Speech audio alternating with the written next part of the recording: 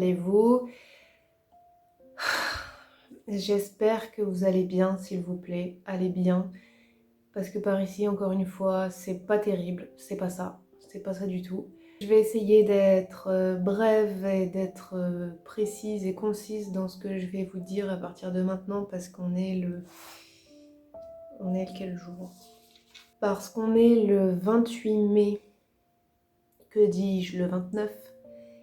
Et que le vlog que vous allez regarder sera publié le 11 juin. Donc je vais avoir 2 semaines à vous partager dans ce vlog là. Et en plus de ça, aujourd'hui je vais vous faire un compte rendu de ce qui s'est passé fin de semaine dernière. Je vais vous raconter un peu ce qui s'est passé en fait avec l'imprimeur que je suis allée voir. Et là c'est le gros bordel dans ma tête. Donc on y va. Comme je vous l'avais dit, j'étais partie quelques jours en campagne pour rencontrer un imprimeur et j'avais tellement d'espoir.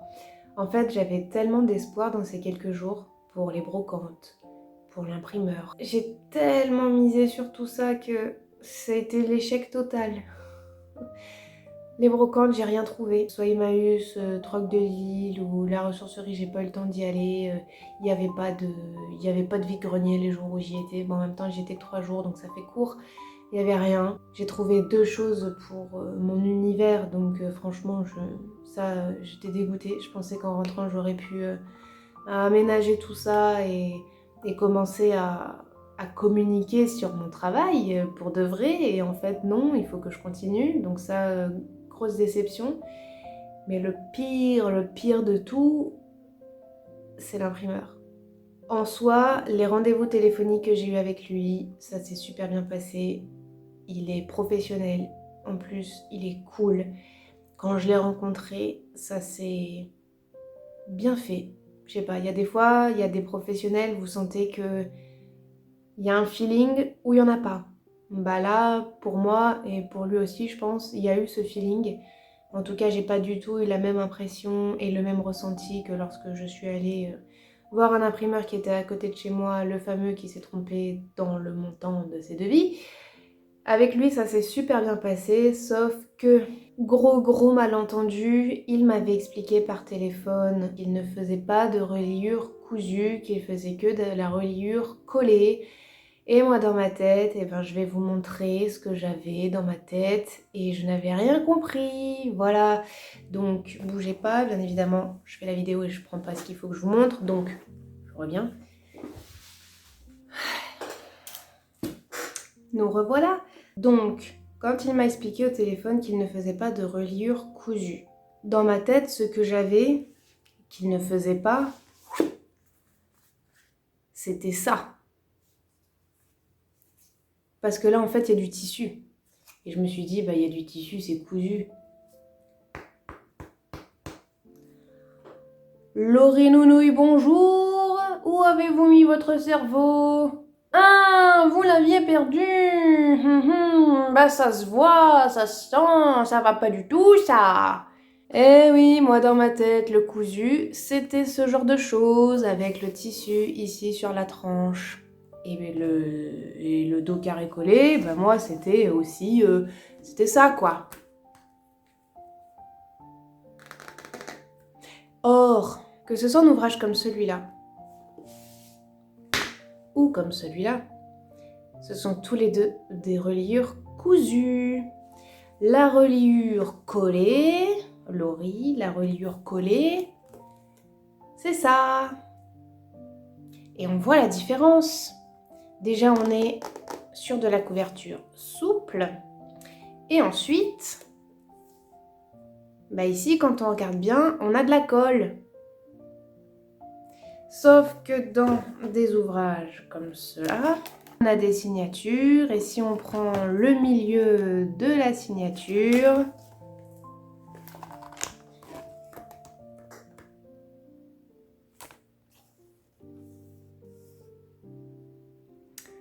ça c'est cousu.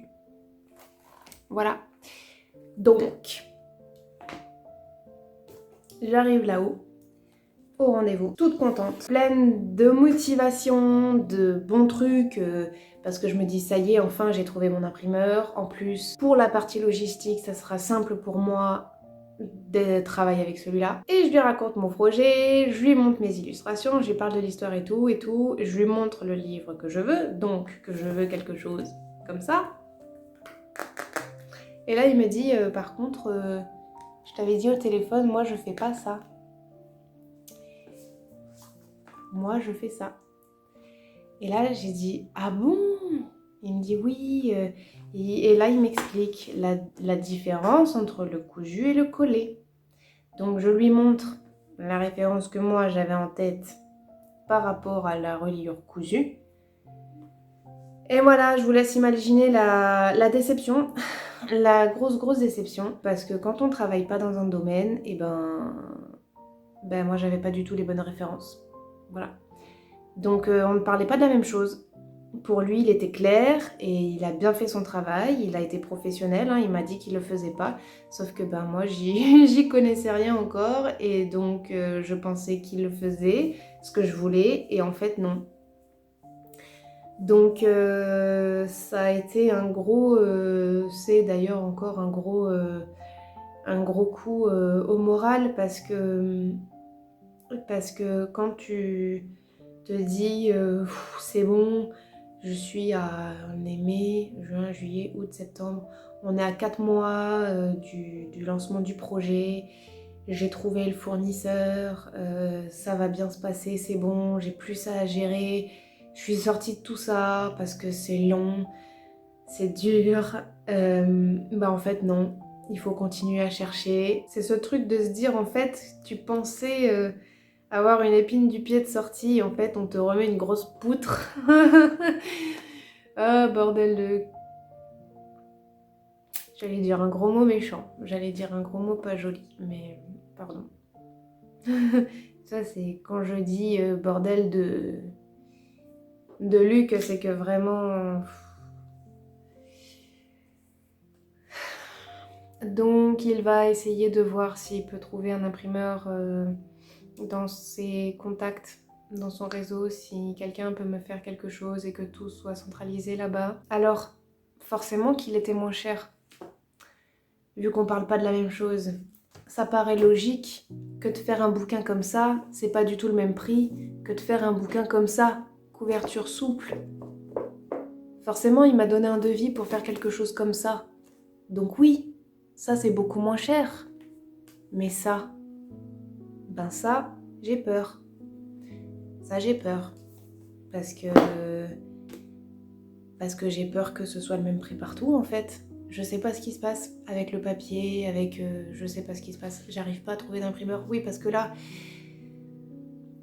j'en parle pas tout le temps de cette histoire d'imprimeur. Tous ceux qui me répondent qu'ils ne peuvent pas me faire une couverture cousue, c'est bon, je passe à autre chose. Et il y en a beaucoup qui peuvent pas le faire. Il y a beaucoup d'imprimeurs qui ne peuvent pas faire de reliure cousue parce qu'ils n'ont pas les machines pour. Donc ils sont obligés de sous-traiter cette tâche. Donc forcément, s'ils doivent sous-traiter, ça augmente le prix. Ou alors ils le font pas du tout. Voilà. Les personnes qui le font pas du tout, j'en parle pas, ça sert à rien. Les personnes qui sont beaucoup trop chères, comme par chez moi, voilà.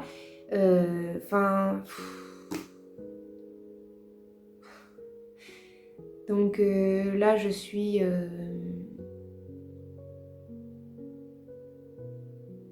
J'étais vraiment mal vendredi après le rendez-vous.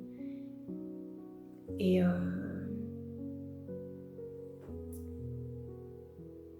je suis complètement perdue parce que j'ai plusieurs personnes qui m'ont conseillé d'aller à l'étranger.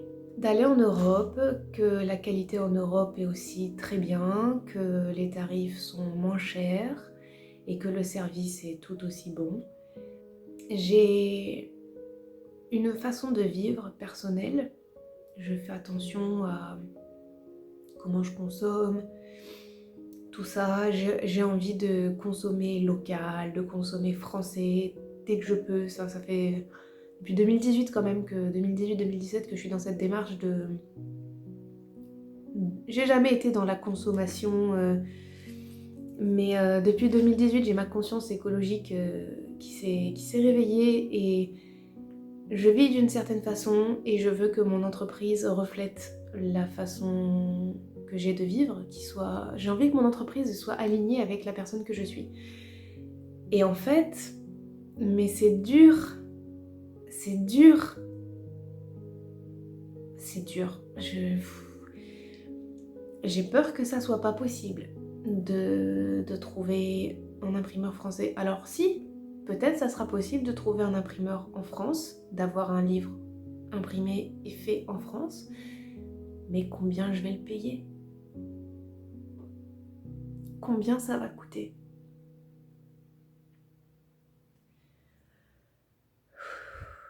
Donc là, j'ai encore 2-3 pistes d'imprimeurs. Je vais essayer de chercher encore si je peux trouver français. J'ai pas envie d'aller en Europe parce que déjà, c'est pas en accord avec ma démarche écologique personnelle. Le problème, c'est que si je veux faire ma collection cette année, ben, j'ai pas d'autre choix que... Enfin si, il y a des choix. Il y a plein de possibilités. Mais je peux pas... si je passe par un imprimeur qui me prend 12 ou 15 000 euros pour les livres, juste pour les livres, mais imaginez en fait le prix de vente de mes livres. C'est pas possible. C'est pas possible. On aura l'occasion de... Je vais vous faire une vidéo sur comment faire ces prix. C'est impossible. Parce que au coût unitaire, si je suis à plus de 10 euros le livre, et même 10 euros, c'est impossible d'avoir des tarifs comme ça.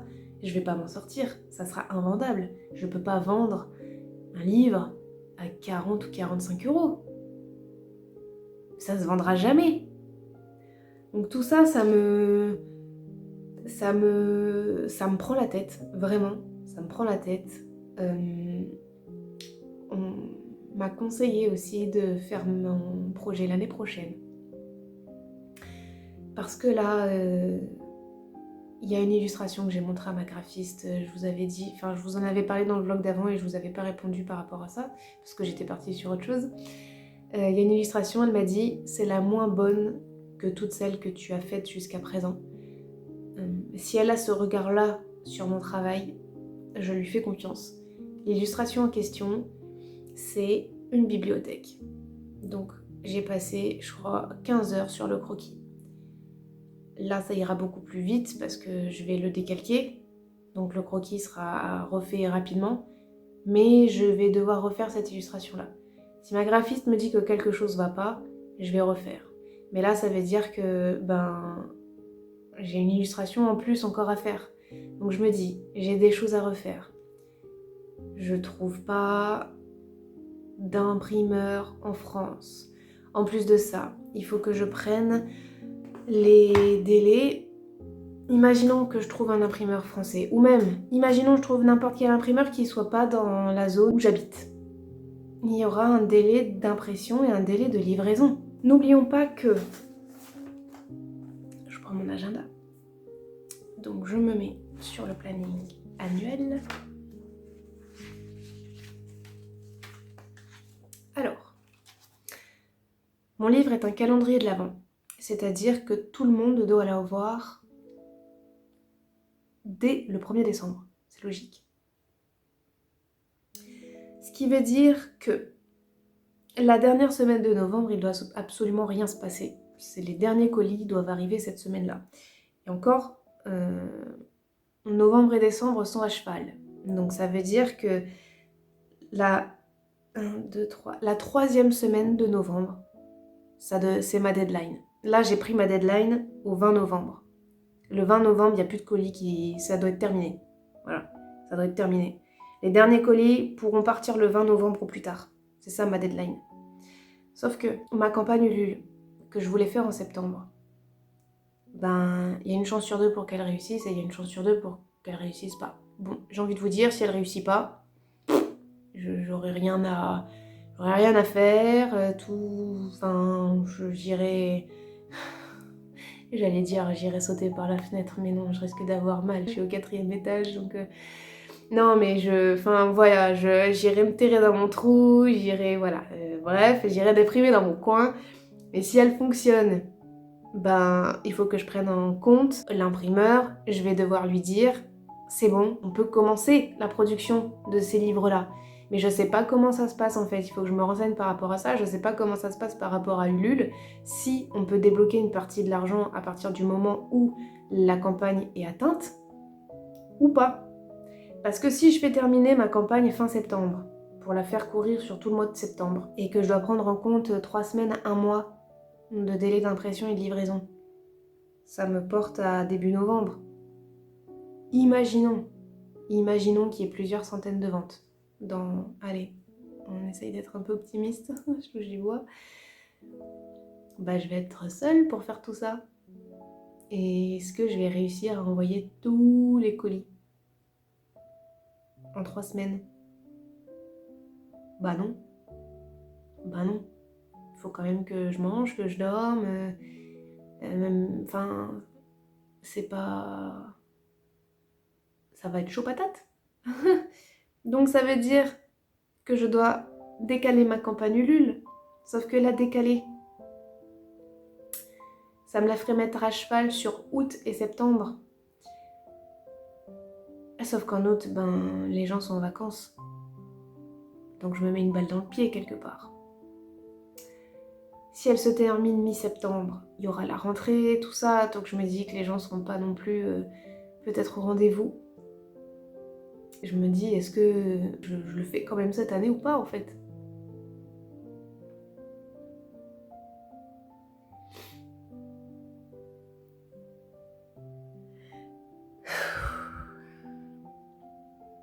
Voilà. Voilà le gros bordel qui se passe dans ma tête actuellement. Savoir si je m'entête à trouver un imprimeur en France ou si je veux vraiment lancer ma collection, aller ailleurs, faire ma campagne cette année ou laisser tomber pour cette année et le faire l'année prochaine. Mais putain, ça me ferait tellement mal de le faire l'année prochaine. Je me donne tellement à fond.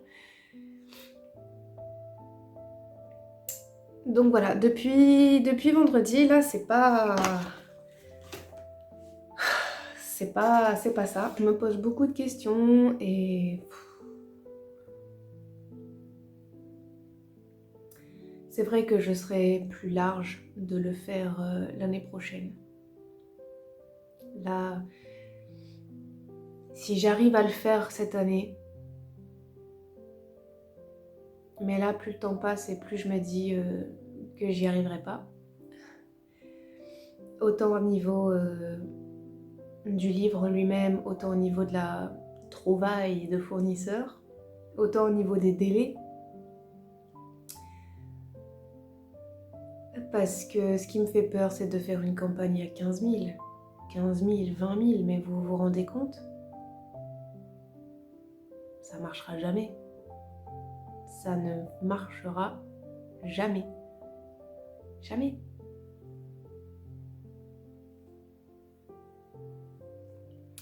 Ou alors, c'est toujours pareil, si je veux un prix unitaire moindre, il faut que je prenne plus de quantité.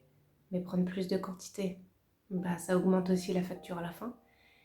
Et c'est pas possible. C'est pas possible. Donc là, j'ai un peu le moral dans les chaussettes et j'ai un appel demain soir avec des copines créatrices. Je vais leur en parler de tout ça pour savoir où je vais, qu'est-ce que je fais. Et pour autant, j'ai beaucoup de chance. J'ai beaucoup de chance parce que j'ai un peu le moral à plat, mais enfin, clairement, parce que là, je me pose beaucoup de questions quant à l'avenir de ce projet. Mais j'ai tellement de chance. J'ai mis une story que j'avais pas le moral samedi, je crois. Et vous avez été plusieurs à m'envoyer des messages et je pense notamment à vous, Virginie et Luna. Et j'ai tellement de chance d'avoir des personnes comme vous autour de moi qui me soutiennent et qui m'envoient des messages et qui prennent le temps de parler avec moi et de me dire mais c'est normal que tu galères, c'est dur, mais c'est bien ce que tu fais. Enfin, le soutien que vous m'apportez en fait, c'est... Merci. Merci du fond du cœur, vraiment.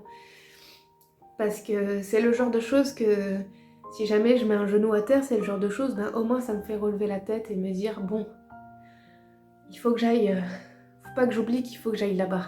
Donc peut-être je fais une pause parce que moralement c'est dur. Moralement c'est dur, mais il faut que j'aille là-bas. Et en fait vous êtes là derrière et vous me soutenez et ça me... Alors aussi, j'avais tellement la tête dans le guidon que j'avais oublié que dimanche dernier, il y a la présentation de l'amoureuse qui est sortie. Et ça aussi, ça m'a fait beaucoup de bien. J'ai eu beaucoup de retours positifs et ça me fait tellement chaud au cœur. Mes amis, ma famille, vous, ça m'a fait tellement plaisir de lire tous les messages de tout le monde, les messages vocaux, les messages écrits, que ce soit sur YouTube, sur Insta. Ça aussi, ça fait du bien, ça me... Oui, ça me remet un peu de boost. Mais c'est tellement dommage, mais pas autant que je le voudrais parce que là, je suis à deux doigts de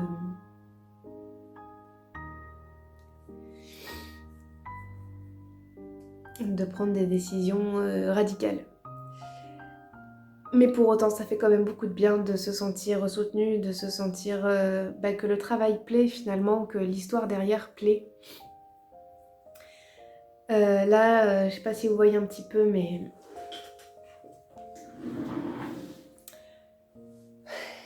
le coin bureau va pas tarder à être modifié. J'ai pas trouvé grand chose pour le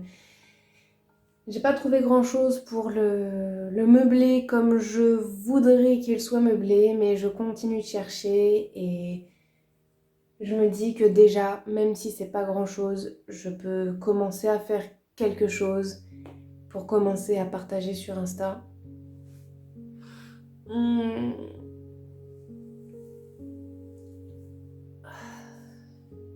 Parce que cette histoire d'univers, pareil, ça me prend la tête. J'aimerais bien avoir un fil conducteur.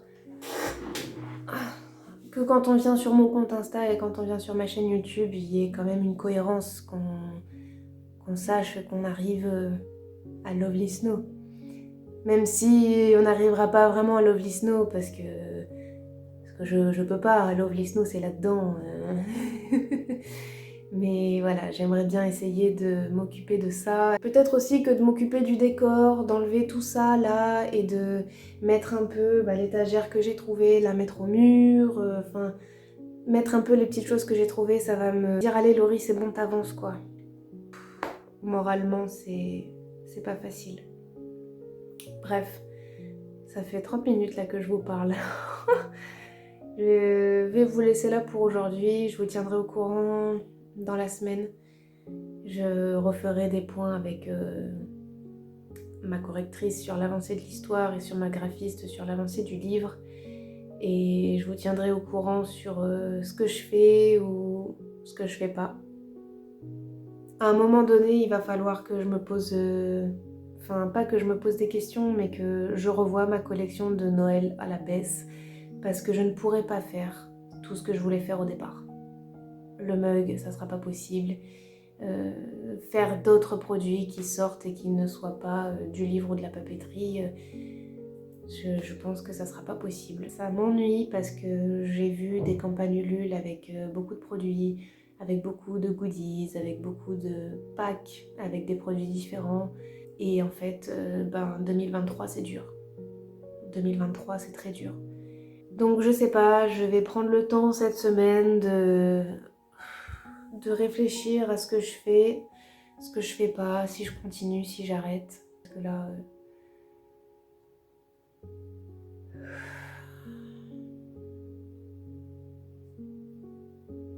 ça se voit, c'est dur. Bref, je vais couper là, je vous tiendrai au courant de ce qui se passe dans les jours à venir.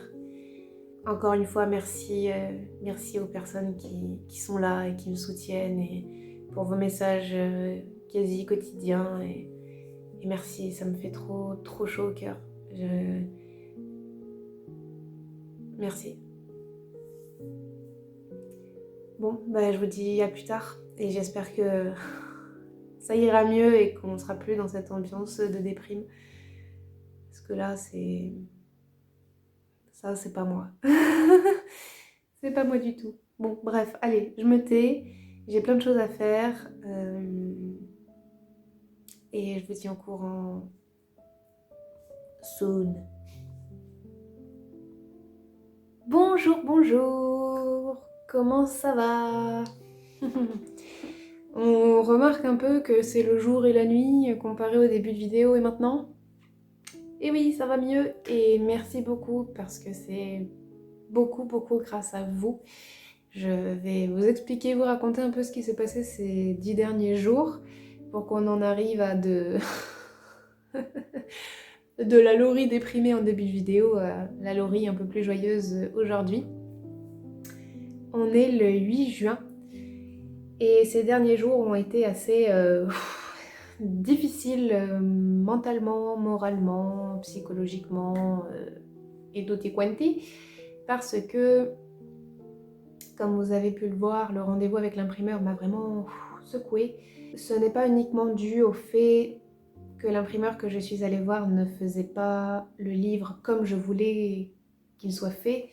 C'est aussi une grosse prise de conscience que si je passe par un imprimeur qui n'est pas à côté de chez moi ou que je n'arrive pas à trouver un imprimeur tout de suite, il y a un gros problème de temps qui se pose parce que il m'a dit il faut au moins compter 1 mois entre le temps de fabrication du livre, de livraison, de réception, etc. Et c'est vrai qu'il y a tout ce temps-là à rajouter comparativement à un imprimeur qui pourrait être à côté de chez moi où il peut me le créer en 2 semaines, 3 semaines, où je pourrais aller le chercher moi, donc je gagnerai un peu de temps, etc. Donc il y a vraiment beaucoup de choses qui sont venues me faire poser plein de questions, me remettre en question aussi. Ça a été assez difficile parce que je vous cache pas que je me suis pris de plein fouet toutes les erreurs que j'ai pu faire en fait jusqu'à maintenant parce que je pensais que d'avoir une bonne organisation et un bon planning, ça me permettait de gérer, de savoir où j'allais et en fait j'ai fait beaucoup d'erreurs, il y a beaucoup de choses que je n'ai pas pris en compte. Et avec ce rendez-vous avec l'imprimeur, je me suis juste pris un gros poteau dans la tronche. J'étais en train de courir mon sprint en fait, et elle est là l'erreur. J'ai couru mon sprint et je me suis pris un gros poteau qui m'a stoppé net. Et ça n'a pas été facile. Je vous cache pas que ces 10 derniers jours, l'envie d'arrêter complètement le projet m'a traversé l'esprit. Parce que c'est dur.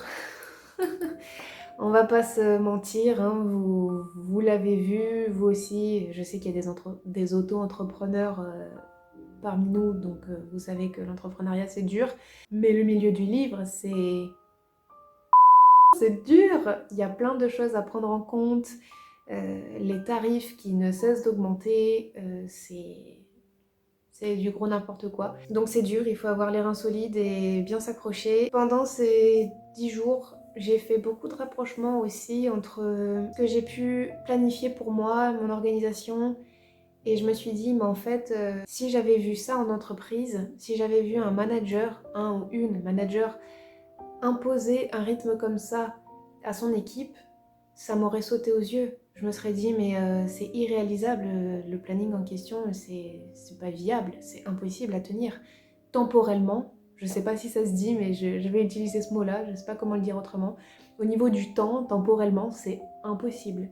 Mon livre est un calendrier de l'Avent, ce qui veut dire qu'il y a des dates limites à respecter et que cette contrainte-là est trop importante par rapport au temps que j'ai de disponible. Quand on est entrepreneur, on a toutes les casquettes. Le chef de projet, l'exécutant, le service client, on a tout ça, tout ça. Et en fait, la Laurie, chef de projet, était tellement dans son truc de dire « Allez, c'est bon, ça va le faire, je vais y arriver », qu'elle a imposé un rythme à la Laurie exécutante en oubliant des choses qui sont primordiales. Quand j'ai eu mes copines créatrices au téléphone, elles m'ont bien soutenue. Elles m'ont rappelé que trouver un fournisseur, c'est dur, trouver un imprimeur, c'est dur, que les tarifs ont considérablement augmenté. Et un point très important que j'ai oublié, et pas des moindres, c'est que je suis débutante en aquarelle. N'oublions pas ça. Je m'en suis jamais cachée, depuis le début, je vous le dis. Je me lance dans quelque chose qui me plaît, qui vraiment me stimule au quotidien et j'adore ce que je fais, mais je suis débutante. Donc, ajouter toute cette charge au niveau du projet, plus la difficulté d'être débutante, bah ça fait que mon planning de base, je devais faire 2 illustrations par semaine. Bah j'y arrive pas. La deadline pour finir mon livre, c'était fin mai. On est presque mi-juin et je suis à 50% du texte et 30% des illustrations. À partir de ce moment-là, même si j'avais trouvé un imprimeur, ça n'aurait pas été possible. En fait, le coup que je me suis pris par rapport à l'imprimeur, c'est le fait qu'ils me disent qu'il faudrait 1 mois de délai entre le temps où on passe commande et le temps de réceptionner la marchandise. Parce qu'en fait, ce mois-là est venu complètement me perturber dans l'esprit que, d'accord, si pour le 20 novembre, tout doit être envoyé, les colis. Ça veut dire que je vais être seule pour faire tout ça, il faut au moins que j'ai 1 mois, voire plus, pour préparer et envoyer les colis quand même. C'est... Imaginons dans le meilleur des mondes que ça aurait fonctionné, il faut quand même que j'ai le temps d'envoyer les colis. Plus, allez, je me dis, je me laisse 1 mois, ça fait mi-octobre, début octobre, ça veut dire qu'il aurait fallu que je passe commande début septembre à un imprimeur.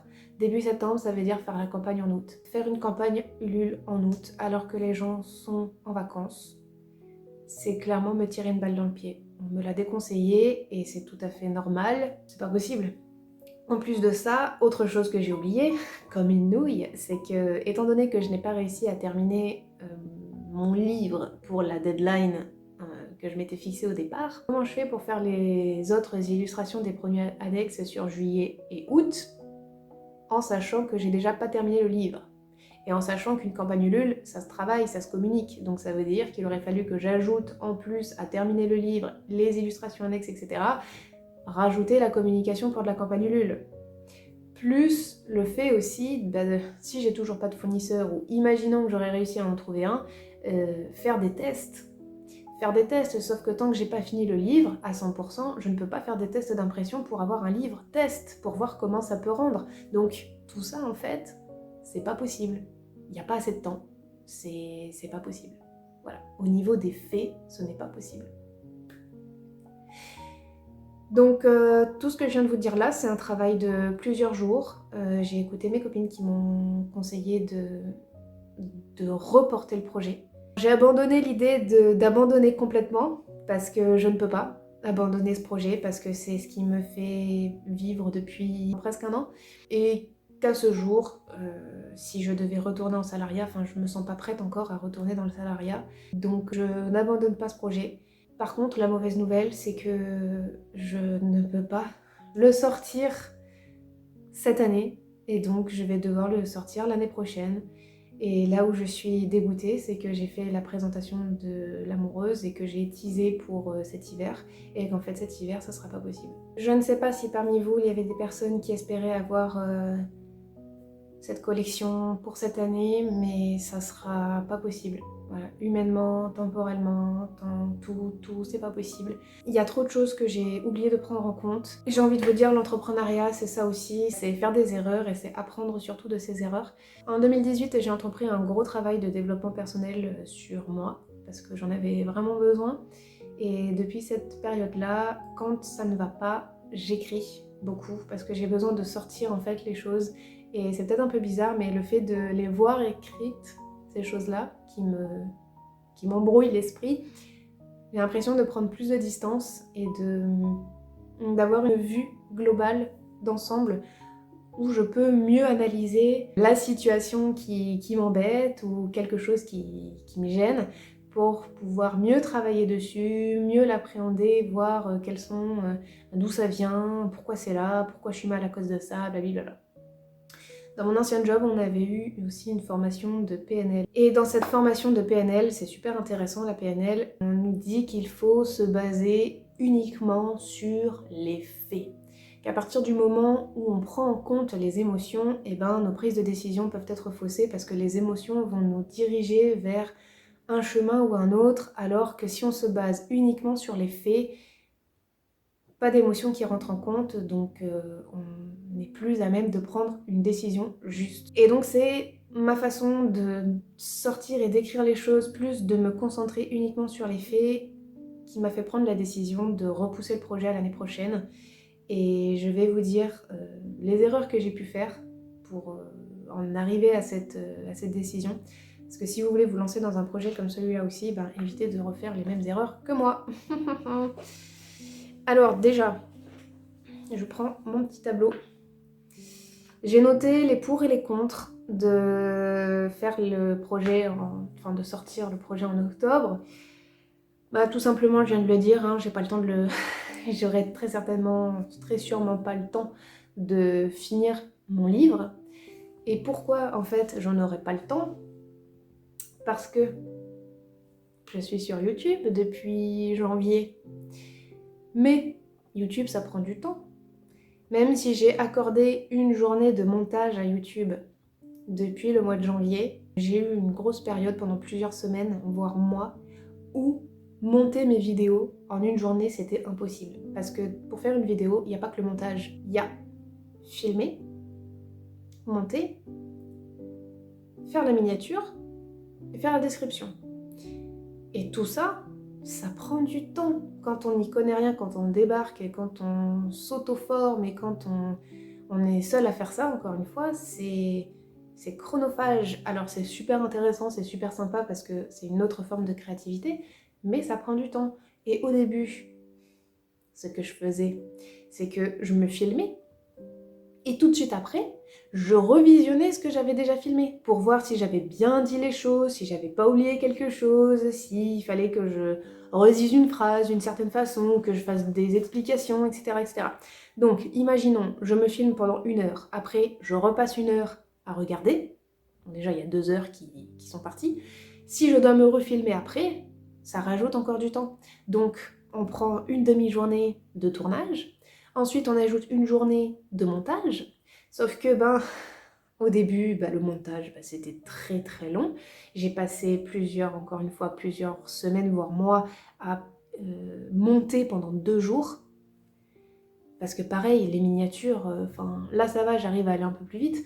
Mais les miniatures, des fois, il me fallait 2 heures pour faire une miniature parce que je savais pas comment la faire. Parce que une miniature, c'est super important de faire une miniature. Il faut donner envie aux gens de cliquer sur la vidéo.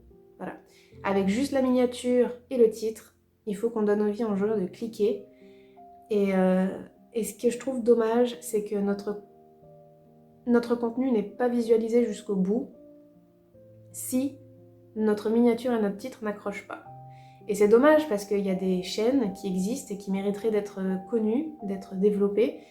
Et si la miniature colle pas avec les goûts et les couleurs de tout le monde, ça marche pas. Donc la miniature, c'est vraiment une prise de tête. Moi, ça m'a pris la tête pendant des semaines, ces histoires de miniature. Jusqu'au jour où je me suis dit, bon, la miniature, comment je veux la faire? Je veux la faire en essayant de retranscrire un peu l'univers que j'ai envie d'avoir. Et l'univers que j'ai envie d'avoir, c'est quelque chose de vieux, de vintage, avec des correspondances. J'essaye de faire les choses un peu comme j'ai envie et comme elles me plaisent, parce que si je dois faire quelque chose qui doit plaire à la terre entière, j'y arriverai pas. Voilà. Je préfère faire quelque chose qui me plaît, que ce soit authentique, plutôt que de faire quelque chose parce que ça plaît aux autres. Voilà, j'ai pas envie... Je veux pas du tout prétentieux ce que je veux dire, mais j'ai pas envie que ça plaise d'abord aux autres. Et je trouve que c'est important, que ça doit d'abord me plaire à moi. Voilà, donc c'est comme ça que je fonctionne pour ça. Et donc tout ce temps que j'ai perdu, je l'ai pas perdu parce que quelque part j'ai investi dans la communication de YouTube, mais tout ce temps passé à la communication sur YouTube, c'est du temps que j'avais en moins sur mon planning pour faire le livre. Parce que j'essaye depuis quand? C'est février je crois, de ne plus travailler le dimanche.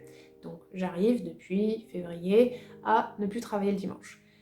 Si on enlève un jour de mon travail, plus un jour de montage, plus un deuxième jour de montage et peut-être une demi-journée de tournage et tout ci, tout ça, ça veut dire que pendant des mois, en fait, sur une semaine, je perdais 3 jours.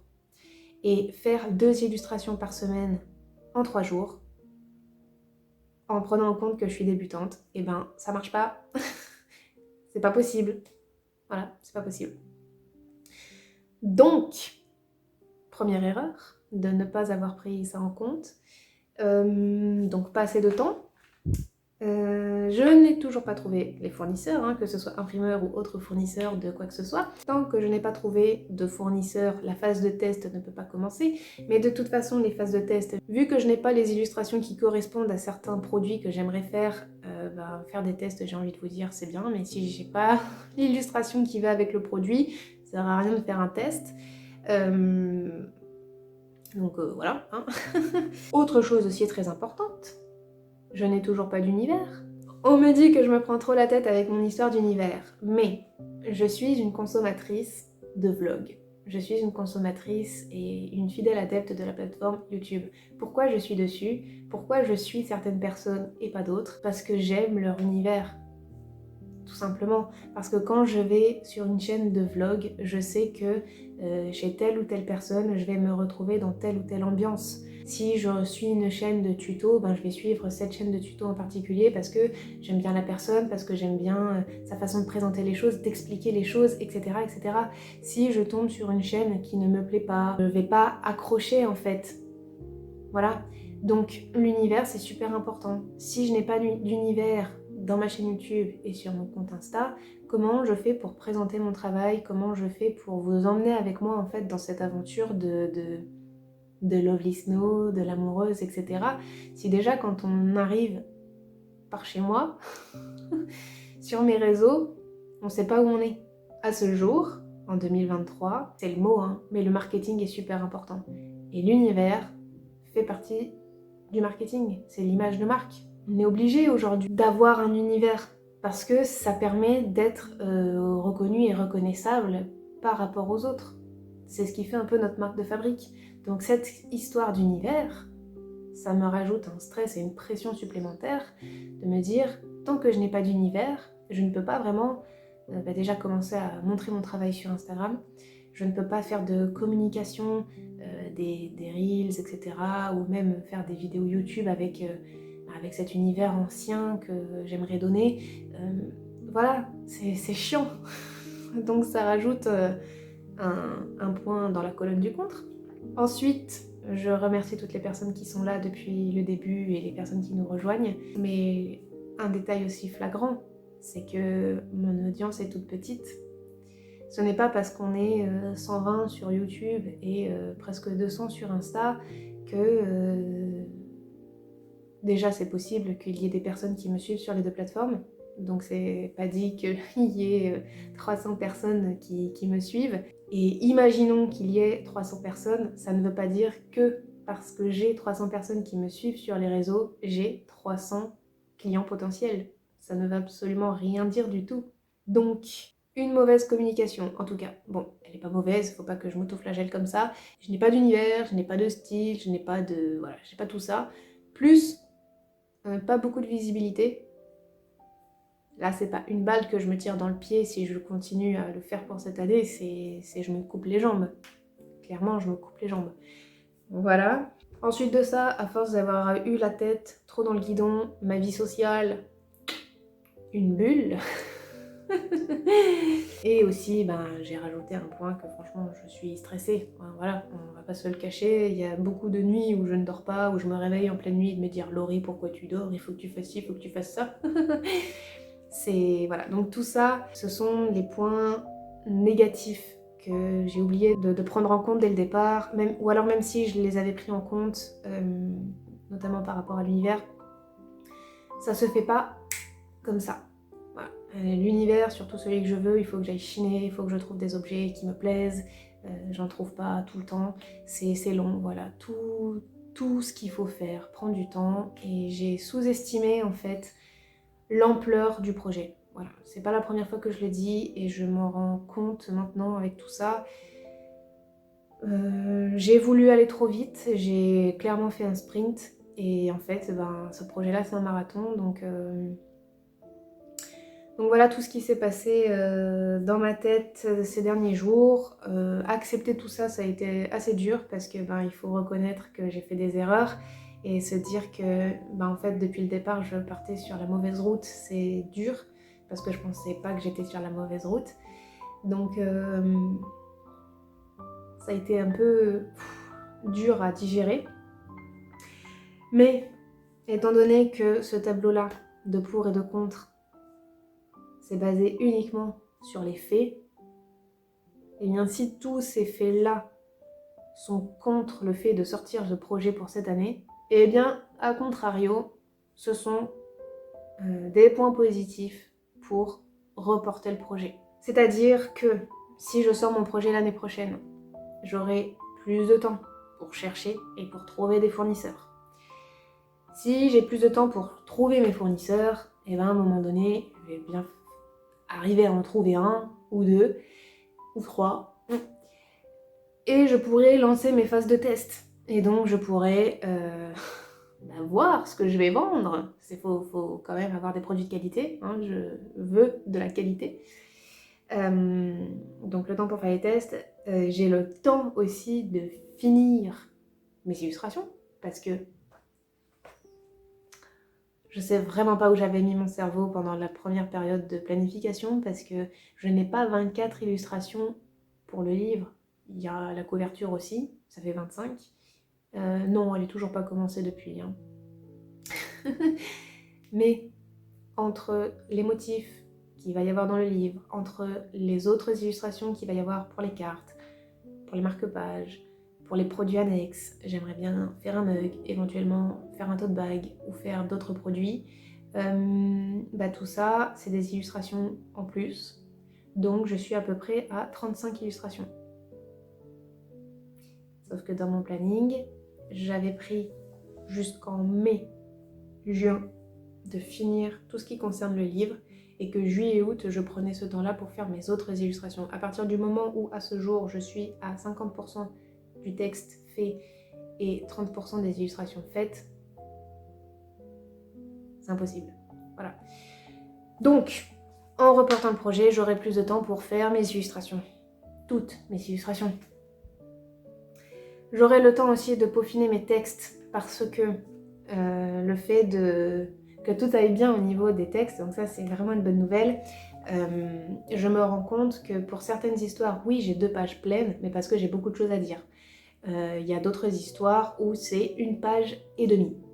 Et je me dis, sur 1 page et demie, je peux rajouter des choses si l'histoire a besoin de rajouter quelque chose ou alors de plus aérer à certains endroits.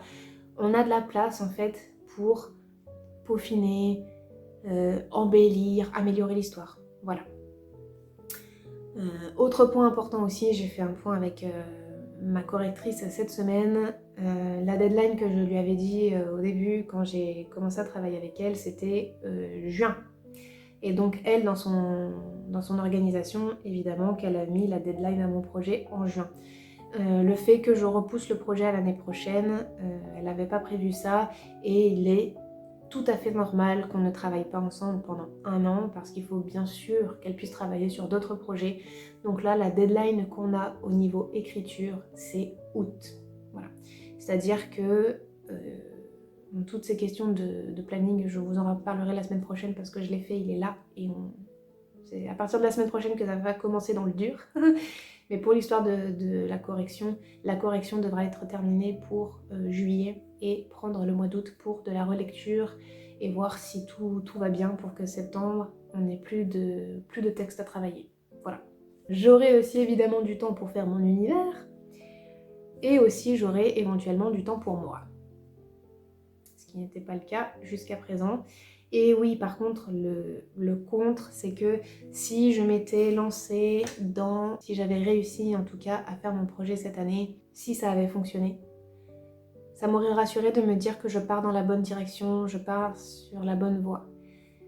Si ça n'avait pas fonctionné, j'aurais pu analyser les pourquoi du comment ça n'a pas marché, peut-être un manque de visibilité, sûrement, un manque de temps pour communiquer, pas assez de réseau de communication, pas assez de com faites localement, enfin plein de choses peuvent jouer sur le pourquoi la campagne n'aurait éventuellement pas fonctionné, mais j'aurais pu analyser tout ça pour revenir l'année prochaine en mettant d'autres actions en place pour réussir. Là, si je décale le projet, bah, ça fait que je reste encore dans une période de flou par rapport à ça. Je ne sais pas si c'est la bonne voie. J'ai pas de garantie que ce soit la bonne voie. C'est pas parce que je le décale que potentiellement ça va mieux réussir l'année prochaine, bien que je l'espère. Mais quand on est auto-entrepreneur, s'il n'y a pas de rentrée d'argent, il n'y a pas de salaire. Donc, bah, il faut quand même bien se loger, il faut quand même bien se nourrir.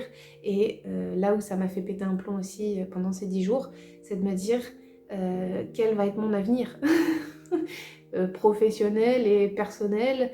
Qu'est-ce que je vais faire de ma carcasse? Est-ce que je dois trouver un job alimentaire? Est-ce que je dois repartir en salariat? Que vais-je devenir? Et ben ça a rajouté à ce stress-là et cette déprime, hein. Clairement j'étais un peu déprimée de me dire qu'est-ce que je fais? Alors voilà, ça a été 10 jours où, vous l'avez vu, c'était... Je suis quelqu'un, je sais pas si je l'avais dit, mais je suis quelqu'un de très émotive et de très expressive. Donc quand ça va bien, ça se voit. Mais quand ça se va pas, bah ça se voit aussi. Et ça a été difficile. Mais si aujourd'hui je vais mieux et si aujourd'hui je suis souriante, plus légère avec tout ça, c'est grâce à vous. Voilà, très clairement, c'est grâce à vous. Parce que vous avez été là ces 10 derniers jours et j'ai tellement de chance de vous avoir en fait.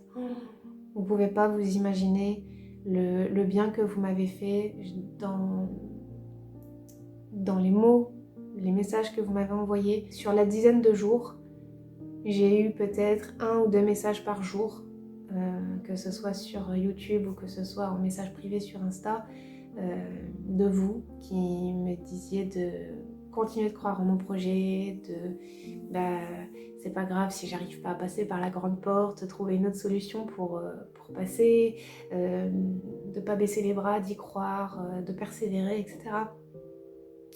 Et vous avez chacune eu des mots qui ont résonné en moi et qui m'ont fait prendre conscience de beaucoup de choses, qui m'ont fait voir aussi les choses d'une façon différente, d'après vos mots. Et ça, c'est... Mais merci, quoi. Vraiment, merci. Enfin, voilà, j'ai fait une petite liste, j'espère que j'oublie personne. Enfin, il y a Luna, Virginie, Patricia, Sylviane, Neda, Nathalie, Ludivine, Alex, Morgane x2 parce qu'il y en a 2, Maureen, Émilie, enfin j'espère que j'oublie personne. Ben, merci à vous toutes parce que tout ce que vous m'avez dit, et en fait ça s'est tellement bien enchaîné parce que ça est allé crescendo dans ma remontée de gain de morale et de ne rien lâcher tout au long de cette semaine. Parce que Patricia, j'ai bien aimé ta vision de si je peux pas passer par la grande porte, de trouver une porte d'office ou une fenêtre. Ben c'est exactement ça en fait. C'est comme si j'étais en train de gravir une montagne pour aller au sommet, tu vois. Donc je suis comme ça, je monte. Sauf que quand t'as le nez sur le sommet, tu vois pas forcément ce qui se passe sous tes pieds. Et c'est comme si là j'étais arrivée devant une crevasse béante. Et je ne suis pas équipée pour passer cette crevasse. Et ben voilà, tu vois, là mon chemin vers la grande porte, il est... il est coupé en deux. Je n'ai pas d'autre choix que de faire un détour. Mais je vais faire ce détour, c'est-à-dire que je vais descendre la crevasse, je vais remonter et je vais retrouver le chemin de la grande porte, tu vois, voilà. c'est ça que je veux faire et c'est ça que je ferai, peu importe le temps que ça me prendra, mais c'est là où je veux aller, donc je vais y aller. Et je voudrais remercier aussi Neda pour tes mots, parce que tu as utilisé le mot grave. Et quand j'ai lu ton message, je me suis dit, waouh, le mot grave, c'est un mot qui est dur. Comme il l'indique, il est grave. Et là, je me suis fait la réflexion, est-ce que c'est vraiment grave? Ça me fait flipper par rapport à situation financière, on va pas se le cacher. Mais est-ce que c'est grave? Non, j'ai pas de problème de santé. Enfin, que je sache, je n'ai pas de problème de santé. Ma famille va bien, mes amis vont bien, tout le monde va bien. La guerre, c'est grave. La maladie, c'est grave. Est-ce que déplacer un projet, c'est grave? Non, en fait. C'est pas grave du tout. C'est emmerdant. Ça fait flipper. Mais c'est pas grave. Donc, merci à toi d'avoir utilisé ce mot. Tu m'as fait prendre beaucoup de recul par rapport à ça et je t'en remercie. Et la petite cerise sur le gâteau, évidemment, ça a été les messages d'Alex qui vient me dire que je suis son modèle de persévérance. Merci. Et Émilie, où tu m'as mis que qu'il fallait que je persévère, que je crois en moi et que j'avais de l'ambition et que j'avais une positivité de fou. Et oui, c'est ça en fait. La vraie Laurie, c'est ça, c'est avoir de l'ambition et être positive. Et voilà, et en fait, tous vos mots ont permis... vous m'avez accompagnée en fait cette semaine pour relativiser, pour prendre du recul par rapport aux erreurs que j'ai faites, hein, très clairement. Et je crois que sans vous, j'y serais pas arrivée aussi rapidement en fait. Et c'est là où la communauté de YouTube et de la création et de l'aquarelle, je pense, est une très belle communauté parce que votre soutien est important. Et ce qui est très bizarre, c'est que j'ai ma famille et mes proches qui m'ont dit certaines choses, et je sais pas si ça vous le fait aussi, mais ça n'a pas le même impact quand c'est mes proches qui me disent des choses que quand c'est des personnes que je ne connais pas. Parce que je me dis, mes proches ils me connaissent, ils savent comment je suis, ce que je suis capable de faire, etc. Mais les personnes que je ne connais pas, donc vous, quand vous me dites des choses comme ça, je me dis waouh, waouh. Je sais pas, l'impact est multiplié par 2, même par plus.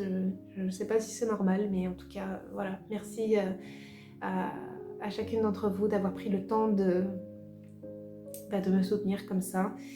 C'est vraiment un travail d'équipe, hein, parce que j'étais en train de ramer dans un bateau percé et vous m'avez aidé à colmater le trou et maintenant c'est bon, on va pouvoir repartir sur de bonnes bases. Donc merci à toutes. Voilà. Et merci à toutes les personnes aussi qui me regardent parce que vous êtes là aussi, donc merci.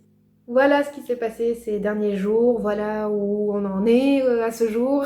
Je vais finir cette vidéo ici, comme ça on commencera la semaine prochaine sur de nouvelles bases. La semaine prochaine, je vous parlerai du nouveau planning qui est en pile poil face à mon bureau. Le vrai travail commence la semaine prochaine. Alors, j'ai déjà commencé à refaire tout un travail cette semaine, grâce à vous et grâce à tout ça. Donc je prends un peu d'avance, parce qu'on a quand même un planning qui va être chargé, mais normalement, si je me débrouille bien, ça devrait le faire. Donc, on y croit, on ne lâche rien, en tout cas c'est clair que je vais rien lâcher. Sur ce, je vous remercie toutes et tous, vous qui êtes là et qui me soutenez toutes les semaines depuis le début. Merci d'être là, merci pour votre soutien, merci pour votre présence, merci pour vos mots, merci pour tout, merci pour tout. Je n'ai pas d'autres mots que merci, merci en lettres capitales. 1000 merci, voilà, je sais pas, j'espère que... Bon là cette vidéo c'était un peu mort, mais que par la suite vous arriverez à être de bonne humeur en regardant mes vidéos et j'espère que j'arriverai à vous transmettre cette bonne humeur et un peu de joie et de bonheur pour que je puisse vous rendre ce que vous m'apportez en fait finalement. Voilà. Je vous dis à la semaine prochaine pour de nouvelles aventures et celle-là c'est vraiment le vrai départ. Voilà, jusqu'à présent c'était une introduction. Une mise en bouche. La semaine prochaine, ça va vraiment commencer et on y croit. D'ici là, prenez bien soin de vous. À bientôt. Ciao.